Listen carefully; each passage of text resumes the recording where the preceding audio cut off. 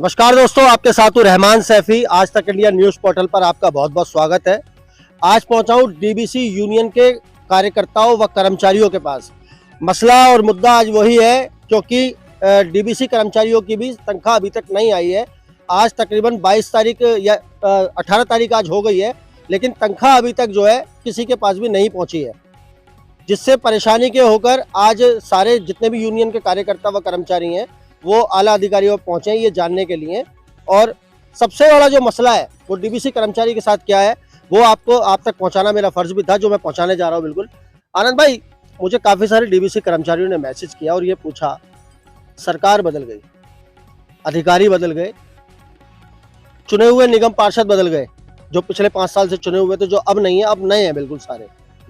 आपने जितनी मांगों के लेटर लगाए, कर्मचारियों के लिए इतने सारे प्रदर्शन किए, उस पे आगे इम्प्लीमेंट होगा या वो अब रद्द हो जाएगा या दोबारा से प्रदर्शन होगा? क्या यूनियन की कार्यप्रणाली रहने वाली है? धन्यवाद रहमान भाई, आपने जो लगातार हमारे कर्मचारियों के विषय को हमेशा उठाया और उनके दुख को समझते हुए अपने चैनल के द्वारा माध्यम से अपने अधिकारियों के कान तक भी पहुंचाया और हमारे कर्मचारियों का दुख भी हमारे कर्मचारियों के साथ में ज़रूर बांटा जाता है, आपके द्वारा बढ़ता है। लेकिन साथ में हम ये भी कहेंगे, सरकारें बदल गई हैं। हमारे जीवन काल में जो 27 वर्ष बीते हैं, 27 साल में कांग्रेस भी देख लिया, हमने भाजपा सरकार भी देखी जो 15 साल राज कर गई। साथ में अब किसकी सरकार होगी, क्योंकि मिला जुला एक ऐसा रहा है निर्णय जनता का कि जो आज हमें खुद पेशो पेश में भी डाल रहा है, क्योंकि वादे जो हैं, जो पिछले हैं, जो वादे तो कर दिए गए। यहाँ तक कि आप कहते हैं कि हमने लिखित कार्रवाई में भी देखे हैं, तो हमने सन 2016 से ही तो कोशिश की है। सन 2016 से पहले 20 साल तो हमने, यहाँ तक कि ना तो खुद अधिकारियों ने सोचा, ना हमने कभी उन्हें छेड़ा। अब यही कहेंगे 2016 से बात की तो आज हमारे लेटरों की संख्या भी, जो हम लेटर डाल चुके हैं, आज वो भी हज़ारों में पहुँचेगी। जो रद्दी भी अगर अधिकारी रद्दी के भाव से रख रहे हैं कि उसके ऊपर संज्ञान नहीं लेते हैं। हम ज़बानी भी बात करते हैं, उनसे लेटर भी डालते हैं। साथ में सरकार बदलने के बाद भी अब उसके चुनाव से पहले खुद ज्ञानेश भारती जी ने हमारे साथ मीटिंग द्वारा, एडिशनल कमिश्नर भी मौजूद थे, हमारे एमएचओ तीनों निगम के मौजूद थे, उन्होंने हमसे वादा किया था कि आपके चुनाव के बाद आपको सीनियरिटी द्वारा पक्का किया जाएगा, आपको पद देकर भी पक्का किया जाएगा और आपको अब किसी तरह लड़ने की ज़रूरत नहीं पड़ेगी। लेकिन आज अभी 3 दिन पहले भी हमने उनसे बातचीत की है। कागजी अमले जितना भी है वो ऐसा लगता है कि वो बातें जो उनकी कहने की हैं, मिनट्स बना के दे दिए जाते हैं। मिनट्स के भी हमारे पास ढेरों फाइलें बन गई हैं, लगातार ऑर्डर भी हुआ है कि हमें एमटीएस बनाया जाएगा, लेकिन उन मिनट्स की आज कॉपियाँ दर कॉपियाँ चढ़ती चली गई, लेकिन अधिकारी वहीं के वहीं अपने टस से मस अपने रवैये पे अड़े रहते हैं। अगर आज वो चाहते तो आज उनकी एक कागजी कार्रवाई तो नज़र आती, कि कागजी कार्रवाई हाँ चल रही है, जिससे डीबीसी कर्मचारी को भी और हमें भी उनकी बातों से संतुष्टि होती। लेकिन आज मसला वहाँ का वहाँ नज़र आता है, तो हमें मजबूरन ये कहना पड़ता है कि अगर आज भी हम अभी लेटर भी देकर आए हैं, अगर आज भी इस कार्रवाई को आगे नहीं बढ़ाते हैं तो ये हमें परेशान तो लगातार कर ही रहे हैं। कि जैसे लगातार हमारी आपातकालीन स्थितियों में हमसे काम लिया जाता है, जैसे आपका कोई भी सरकारी छुट्टी हो या आपका इतवार हो, आपातकाल पड़ा तो उन्होंने हमसे काम लिया। लेकिन आज अधिकारी आज अपनी दिसंबर की छुट्टियाँ मनाने कोई गोवा गया है, कोई कहीं गया है। अभी हम जाकर देख रहे थे तो वो अपने घूमने निकले हुए हैं, हमें अधिकारी सीट पर नहीं मिले। पता लगा कि साहब 15 दिन की छुट्टी लेकर गए हुए हैं।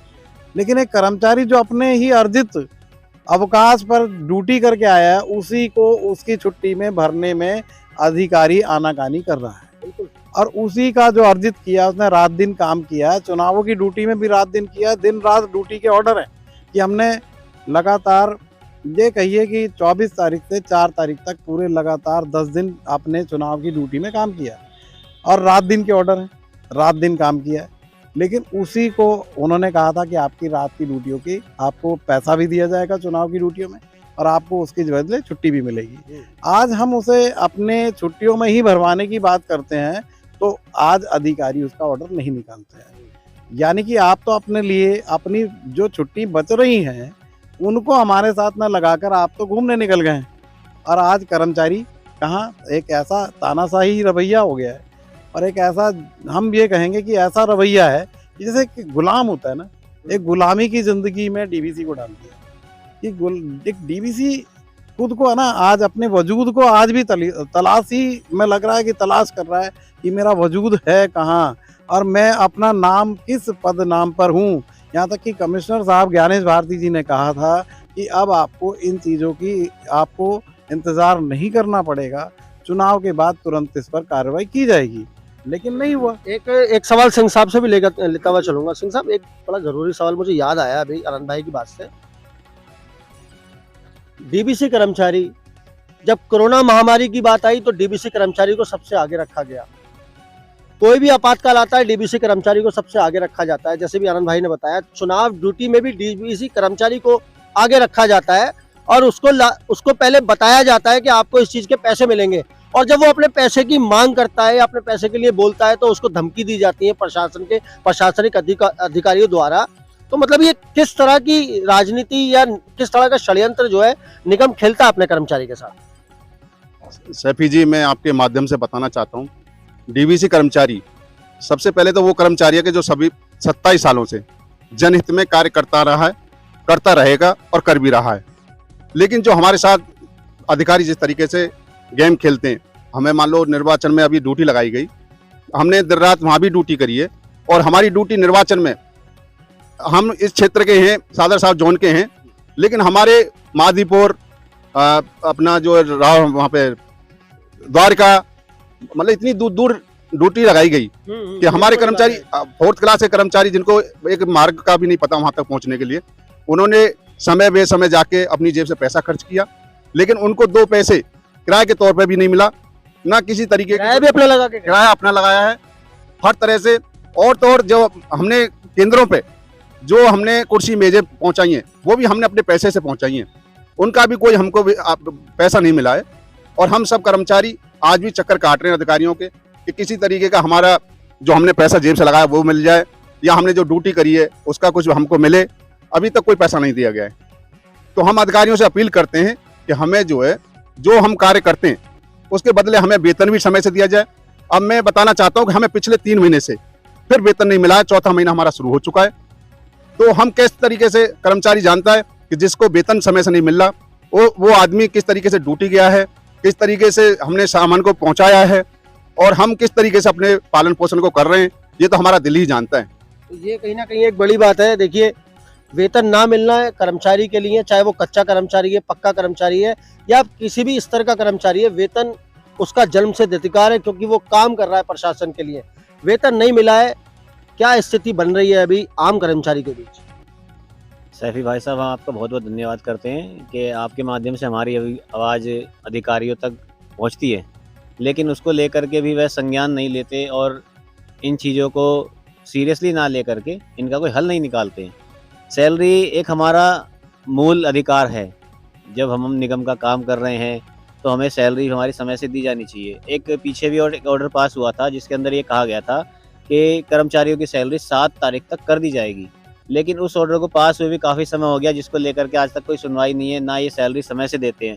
पीछे भी हमारी सैलरी समय समय पर 6-6 महीने भी रुकी हैं, 4-4 महीने भी रुकी हैं, और उसके लिए हमें प्रदर्शन पे, हड़ताल तक पे जाना पड़ जाता है। अपनी ही सैलरी को लेने के लिए हमें अपनी सैलरी कटवानी पड़ती है, जिसको लेकर के निगम के अधिकारी सही समय पे कार्य नहीं करते और हमारी सैलरी समय से नहीं मिल पाती, जिसका हमें बहुत बड़ा खेद है। मैडम, एक सवाल आपसे भी लेता हुआ चलूंगा। तनख्वाह नहीं मिल पा रही है, घर की स्थिति क्या बनी है? क्योंकि आप जैसे बहुत सारे कर्मचारी महिलाएं और भी हैं, उनके साथ भी ऐसी स्थिति बनी होगी, तनख्वाह ना मिले, क्या बनी है वही मैं अपने दर्शकों को बताना चाहता हूँ। धन्यवाद आपका भाई साहब, हमारी तकलीफ समझते हैं आप और ऊपर पहुंचाने की कोशिश कर रहे हैं। तनख्वाह जब 3-3 महीने एक कर्मचारी की, जिसको कि दिल्ली में न्यूनतम वेतन मिलता है, जो कि दिल्ली में इतनी महंगाई आप देख ही रहे हैं, और महिला होने के नाते मैं समझ सकती हूँ क्योंकि बच्चों की जिम्मेदारी हमारे ऊपर होती है। आदमी तो कमाने चले जाते हैं, हमें ड्यूटी के साथ साथ अपने घर की जिम्मेदारियां भी देखनी है, घर में बड़े बुजुर्ग हैं उनकी बीमारी भी देखनी है, और इतनी महंगाई में कैसे हम अपने बच्चों को पूरा पोषण तक नहीं दे पाते। हम रुक जाएंगे, लेकिन उनके स्कूल से बार बार उनको टीचर्स शर्मिंदा करती हैं फीस के लिए, और बच्चों के तमाम तरह के खर्चे होते हैं, उसको कैसे पूरा कर पाएंगे? बार बार हम इधर उधर से उधार लेके शर्मिंदा होते हैं, उनका समय पे नहीं लौटा पाते। सबको ये हमारी जिंदगी एक मजाक लगती है कि आप सरकारी कर्मचारी हो तो आपको तो वेतन समय से मिलता होगा। लेकिन ये बड़ा दुर्भाग्य है कि अपनी ही तनख्वाह के लिए हमें हर महीने 10-10, 15-15 चक्कर काटने पड़ते हैं, लेकिन कभी भी संतोषजनक जवाब नहीं मिलता। जब भी हम आते हैं यहाँ पे हेडक्वार्टर में, जवाब मिलता है कि जल्दी ही आ जाइए, लेकिन वो जल्दी होते होते 3 महीने गुजर जाते हैं। एक कर्मचारी जो कि जिसके पास कुछ भी नहीं है, जमा पूंजी कहाँ से होगी जब वो हर महीने उधार लेके काम चला रहा है, तो उसके लिए ये बहुत ही मुश्किल स्थिति बन जाती है। गौरतलब है इस बात पर, सच बात है, उस कर्मचारी के पास उसकी माली हालत कैसी होगी जो हर महीने सैलरी ना मिलने पर दुकानदार कोई भी हो, वो चाहे वो राशन वाला हो या स्कूल की फीस का मामला हो, वो वहां पर कहने को मजबूर हो जाता है कि अभी नहीं, अगले महीने या जल्दी आ जाएगी। आनंद भाई, एक आखिरी सवाल, अगर इस आम आदमी पार्टी सरकार के राज में मौजूदा वक्त में अगर डीबीसी कर्मचारियों की मांगों को पूरा ना करा गया या उन पर ध्यान ना दिया, सबसे पहले बात करूंगा, अगर उस पर बात ही नहीं की गई तो क्या कार्रवाई रहने वाली है यूनियन की? देखिए, सबसे बड़ी बात है कि आज तक सभी ने ठगा है हमें, ज़्यादातर सभी ने ठगा है, हम ठगे गए हैं। ज़्यादातर जितने भी यहाँ पर रहे उन्होंने सबने ठगा। लेकिन अब हो सकता है कि आने वाला वक्त जो है आगे हमारा कठिन होगा या उसे आसान बना दिया जाएगा, ये अभी भविष्य के गर्त में है। लेकिन आज जो कहेंगे उनके वादे हैं कि हम कच्चे कर्मचारियों को पक्का करेंगे, साथ में तनख्वाह 7 तारीख तक आ जाएगी और हम पूरी दिल्ली में किसी भी तरीके से किसी को परेशान नहीं होने देंगे। अगर वादे पे खरे उतरते हैं तो शायद हमारी मुश्किलें हल हो जाए, लेकिन नहीं होते हैं तो कर्मचारी कहीं ना कहीं हद तक उनसे बातचीत भी करेगा। पहले ऐसा नहीं है कि बातचीत नहीं करते, हम तुरंत ही अपने कोई आंदोलन पे आ जाते हैं या उनसे बातचीत करे बगैर हम अपनी बात को रख देते हैं। ऐसा नहीं होगा, हम अपनी रिटर्न भी बात करेंगे, उससे लिखित भी बात करेंगे और उनसे साथ ज़बानी बातचीत भी की जाएगी। जो आने वाले सभी से बात करने के बाद अगर ये हल नहीं निकलते हैं तो एक अधिकारी और नेता खुद एक कर्मचारी को धकेलता है कि जाओ आंदोलन करो, जाओ लड़ो और मरो। रोड पर तुम्हें मरना है, तुम्हें धूप में सिकना है, तुम्हें भूखे मरना है और तुम्हारी तनख्वाहें भी हम काटेंगे। ये हुआ है हमारे साथ, क्योंकि 17 दिन हमने हड़ताल की, 17 दिन हमारा वेतन कटा है। हमारा वेतन भी कटता है, वैसे तो कहते हैं नो वर्क नो पे, लेकिन जो हम कहते हैं जो हमने वर्क किया उसका तो करो पे, लेकिन उसका भी पे नहीं तो आज कर्मचारी करे क्या? वहाँ आके मरना पड़ता है कि आदमी कर्मचारी जब बहुत दुखी हो जाता है। मैं तो कहूँगा एक अंग्रेजी शासन ज़्यादा अच्छा था, कम से कम मार पीट के भोजन तो देता था। लेकिन आज वो एक हिंदुस्तान ऐसे 75 साल बीत जाने के बाद जो स्वतंत्रता दिवस मनाया गया कि 75वां ये स्वर्णिम हमारा अमृत काल है, और उस चीज़ को देखें तो एक अमृत काल में एक निगम में काम करने वाला कर्मचारी जो आज भी पीड़ित है, 27 साल में बाबू दुनिया बदल जाती है। तो ये कहीं ना कहीं देखिए, ये बहुत दर्द है। वो मैं भी यहाँ पर कुछ शब्द जोड़ना चाहूँगा। जिस तरह से हमारे देश के प्रधानमंत्री माननीय नरेंद्र मोदी जी ने ये कहा कि ये आज़ादी का अमृत काल है, उसी अमृत काल के अंदर डीबीसी कर्मचारी निगम के द्वारा दिया हुआ दर्द का विष पी रहा है। और फिर भी यहाँ पर गौरतलब इस बात पे है कि इतना सब होने के बावजूद भी अपनी ड्यूटी पर है, सुबह सवेरे अपनी ड्यूटी पर है, अभी भी देश की आम जनता के स्वास्थ्य का, घर का और मोहल्लों की गलियों का ध्यान रख रहा है। तो दोस्तों, इसी खबर को आगे बढ़ाते हुए आपसे दोबारा मुलाकात होगी। जब तक के लिए जय हिंद, जय भारत, जय संविधान।